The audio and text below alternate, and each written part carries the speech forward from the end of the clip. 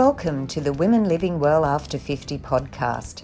I'm Sue Carrick and I'm passionate about inspiring, motivating, supporting and informing women over 50 to embrace this exciting time of life. Health and wellness in mind, body and spirit are the foundations for living well, but there is so much more to a life well lived. Each week, through conversations with my guests, I'll be presenting topics that will help us all to live well and enjoy life. So join me as we discover new ways to become women living well after 50. Are you ready to start living? What are you waiting for? Let's get started. Welcome to another episode of the Women Living Well After 50 podcast. I'm Sue Carrick and it's lovely to have you join me. Now, today I'm your guest for a change, and I'm going to be talking about why it's important to have a mid-year review and how that plays into living well and enjoying life. So we've just finished June, and that's the first half of 2024 done and dusted. How are you going? How are you feeling that your life is going in this year? It just seems that time flies by, especially as we get older. And unless we stop and just take a pause, think about where we're at, we're going to keep going along and not really living the best life that we can, or living well, enjoying our life, getting out there and being active participants in life.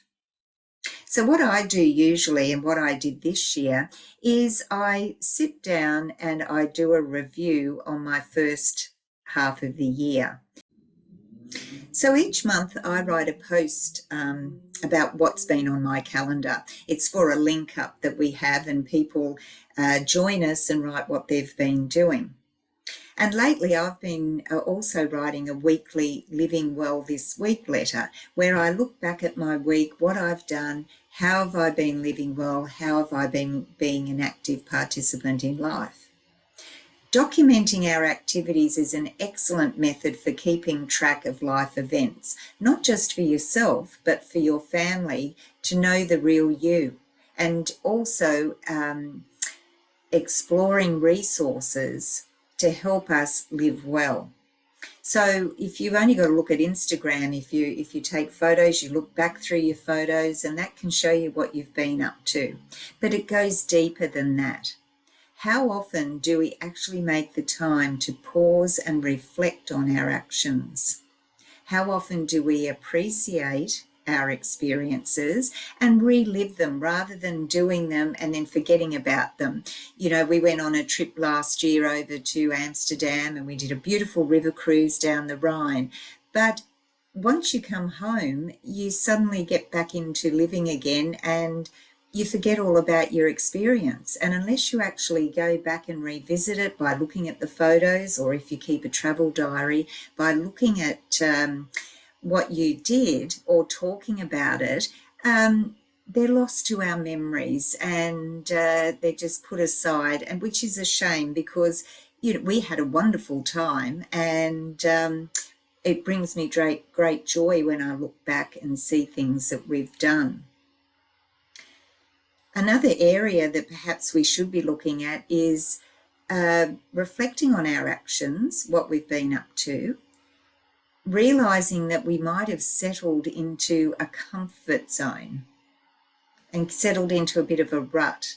We're just getting, a little bit too comfy and life is going on. We're not really happy with that, but we're not doing anything about it, or we're not stopping and examining why. We might actually be in relationships, whether it be a spouse, a partner, whether it's family or friends, that no longer fill us with joy and fulfillment. So we need to be getting rid of those toxic friendships. The people, we want to be surrounding ourselves with people who are positive and help to build us up rather than bringing us down. But it's also easy to just fall into that comfort zone and just put up with things because you just can't be bothered changing it, or you don't have the energy you feel to change it. So it's important to recognize this and have a look at areas of your life that aren't serving you well, that are not bringing you joy, and consider making changes. Now, I know that can be scary. People don't like change. They like to know that they've got all their ducks in a row and everything's going well and they're just plodding along. But if we make the change, if we face the changes that we need to make, how much more exciting and wonderful would our life be? If we don't, we continue on without fully engaging and enjoying in life. And remember, we only get one life. So, you've got to make the most of it. That's not being selfish. That's just being realistic. And it's about appreciating the life that you have and making sure that it's the best that you can be. Now, it isn't, it's easy to talk the talk, but it does require some of your time to invest, and aren't you worth investing in? You need to make time for yourself. You need to make time to review your life and see how you're going. So let's talk about how we do a mid-year review. And I really do think it's a valuable project or to do, because it's going to see where you've been. You might find that you're really happy and you can just experience the joy that you've had over the last 6 months, or you may find there are areas that you want to tweak. But first of all, you need to take some time. You need to create some space and get quiet and grounded, and then start considering your thoughts. Perhaps you might like to go somewhere where you feel comfortable. What's your favourite space? You might have a favourite chair, or it might be a room. You might have a study, or you might have an area where is your area that you like to sit and reflect. It might be in a park, it might be in nature, but you need to have your space that's calm and quiet. And perhaps take a few deep breaths before you start, just to get into that moment, clearing your mind, opening up your mind and your heart to what you've been doing and what you would like to do. So the first thing you also need to do is to tune into your body. How are you feeling right now? Perhaps you need to do a body scan. Now that means starting at the top, or you can start at your feet. Laying down is good, or just sitting is acceptable as well. But you're going to focus on each and every part of your body and really tune into how it's feeling. You might have a few aches and pains. Your shoulders or neck might be holding tension. You might have a headache. Your legs might be sore or aching. You need to relax your muscles. You need to just let everything go, have some deep breaths, and tune into how your body is feeling first. Once you've calmed that body and you've done your body scan, you need to really tune into how your mind is. What's your mental feeling at the moment? Are you feeling happy, sad? Are you angry? Are you feeling unfulfilled? Are you excited? Have you got some plans that you're excited about? How are you feeling right in this moment before you start your review? So once you've tuned into yourself, in your mind and your body, and perhaps to your spirit by taking some deep breaths with your eyes closed and just being in the moment, it's time to look at the last 6 months. Now, we're going to start with, what are you most proud of from the past 6 months? And that's not always easy to do, is it? We've grown up probably thinking that we shouldn't be giving ourselves pats on the back or waving our flag and saying, look at me, what I've done. But just for you to feel proud of yourself, because it's so often that we have that voice inside of us that's putting us down, that's saying you aren't good enough, or you're an imposter. Who do you think you are? Who do you think, that you can do this or that? So being proud of what you've done over the last 6 months. It doesn't have to be earth-shattering, but it can be something where you actually feel that pride. It could be that you just joined the daily walking challenge that I had in the Facebook group, and you went for a walk most days in the month. It could be that you gave yourself some time and space. It doesn't have to be a big event. It can be very small, a small step that you are proud of. And then you write it down. And you go back to each month perhaps and see what you did in that month that you were proud of. The next thing is having a look at each month. And as I said, I went back and probably looked at my Instagram posts because that was a good reminder and a good archive of what I've been up to. You might also have a journal that you write things down in, and so you can refer back to that. But going back, what things have you been doing where you felt everything was in alignment? And what's felt out of alignment? What just isn't feeling right? Those things that you feel have been in alignment with the way you are living and what you want from life, you're going to keep those and revisit them.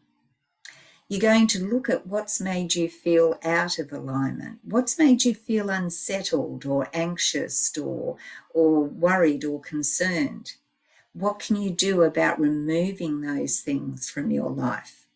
Now, you need to be brutally honest in this exercise, and, it might take you a few goes to do it because it also might bring up things that will upset you or you don't want to think about. You want to bury your head in the sand, but you need to work through it. You need to be writing these things down and, looking at each of these things that are not serving you well as the ones that are, because you want to keep those, you want to keep doing those things, because that's when you're living well. That's when you're enjoying life. That's when you're feeling alive and full of zest and energy.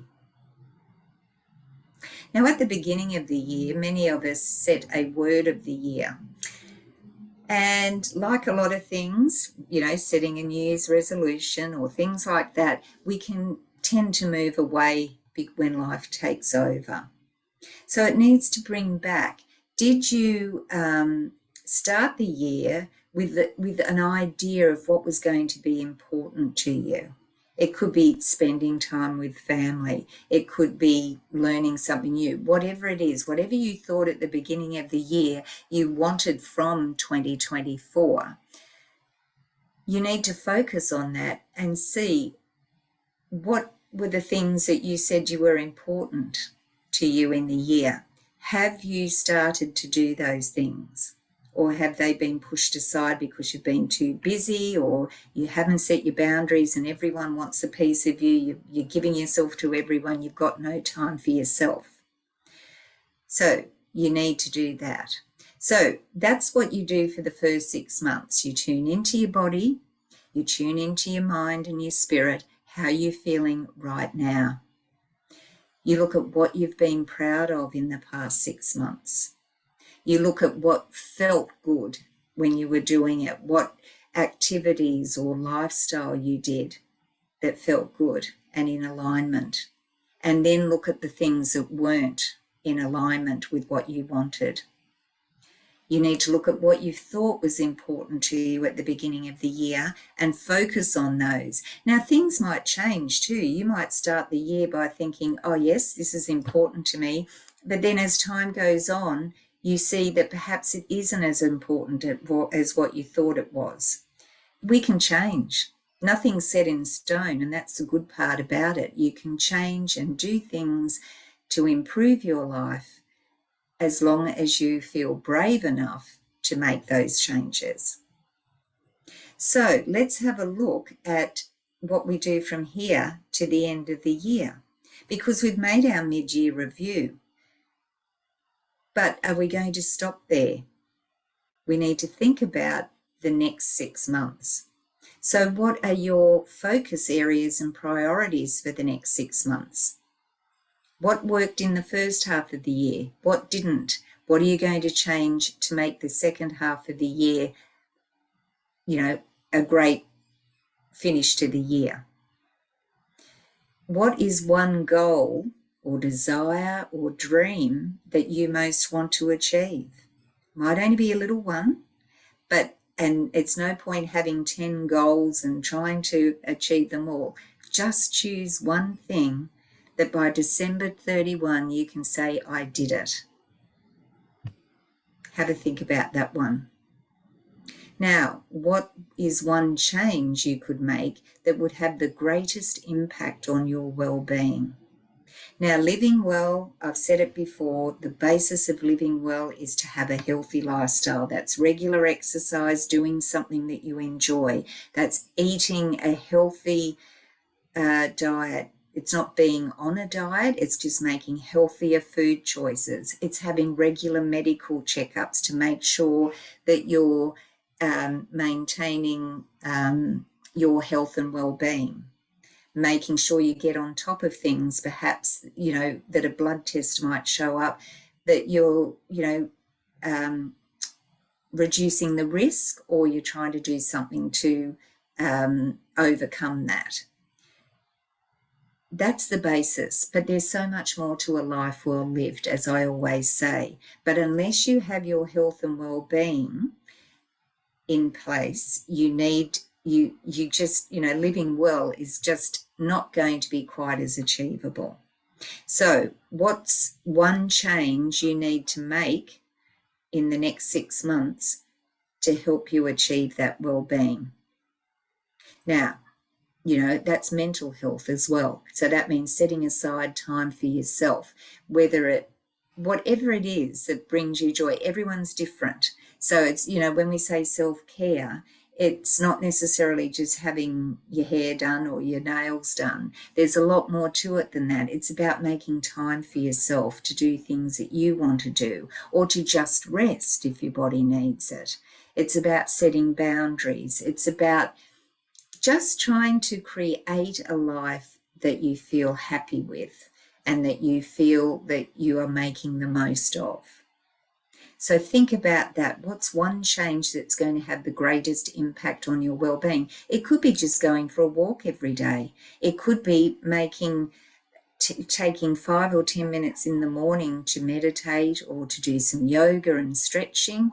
And then at the evening, before you go to bed, creating a bedtime routine of relaxation so you'll sleep better. Just little changes along the way. It might be that you're going to replace some of that processed food with whole foods. Baby steps. So the other thing we're going to do now is to think about, let's go forward to December 31. How do you want to feel when you celebrate the coming of the new year? Are you going to be stuck in what you've been doing? Or are you going to be saying, I made those changes, I feel fulfilled and I feel confident and I feel that I'm living well? You've got to make the changes if you want to get there. If you're not happy now, or you're not feeling fulfilled, or you're not living well, do something about it. It's in your power. It's in your hands. So we've talked about all the things that you need to do. So for in the next 6 months, we have to focus on areas and priorities, what we want from the next 6 months. The one goal that you'd like to achieve, the one change that will have the greatest impact on your well-being, how you want to feel on the 31st of December. The big thing is, how can you align your time and energy to align with achieving those things? Because as I said, it comes down to you. You are the one with the power. You are the one that can say, I don't have time for that, or I'm going to make time for that because I'm going to make time for myself. So are you waiting for something to happen? Or are you leaving things until later? Are you keeping your good things for later? Why? We need to start living well and enjoying life today. It's never too late. It's never too late. You can start in the next minute. It all comes down to mindset. So I found this little quote that I'd like to read to you, and it says, "Don't leave anything for later." It's a poem. Later, the coffee gets cold. Later, you lose interest. Later, the day turns into night. Later, people grow up. Later, people grow old. Later, life goes by. Later, you regret not doing something when you had the chance. So I don't want you to feel like that on the 31st of December. I hope that that's given you something to think about and to do to help you live well and to enjoy life. And it's all about getting out there, being an active participant in life and doing what brings you joy, not what brings me joy or what the person or your family. It's what brings you joy. Do more of what brings you joy. And I hope that you have taken something away from today's episode, and that you are going to make the time for yourself, because you deserve to invest in yourself to live the best life that you can. Now, of course, that's not going to mean that life's easy. Life isn't easy. If it was, we wouldn't need these reviews, or we wouldn't need to be life would be a ball the whole time, and we know that that's not reality. But if you have some sort of plan in place, how much easier is it that you can overcome those obstacles or build that resilience to cope when the times aren't better, or they're not going the way you want them to go, or you're dealing with some sort of personal crisis. Building that inner resilience will help you to cope. And there's been a few podcast interviews that I've had on that. The last few, Meredith Walters was talking about learning the body of your the language of your body, and that means listening to your body sometimes rather than listening to your head. I had Dr. Jane Foster just recently talking about it's in your hands, your steering wheel, your choice, where she talks about your life. It's your life. You're in charge. You've got hold of the steering wheel. So that's a great book to read too. So anyway, that's all I have time for today. So I hope that you've enjoyed the episode, and having just me to have a chat with you instead of having a conversation with a guest. I'll have another guest for you next week, but I thought it was important that we just have this mid-year review. So I hope you've enjoyed it, and that you'll share the episode with a friend, because I know that they will get a benefit from it. Even if you only take one thing away, it's going to, you've learned something new, or you're going to do something to make your life better. And that's what I'm here for. I want us all to be living well and enjoying life. Have a great week, and I'll talk to you again soon. Bye for now.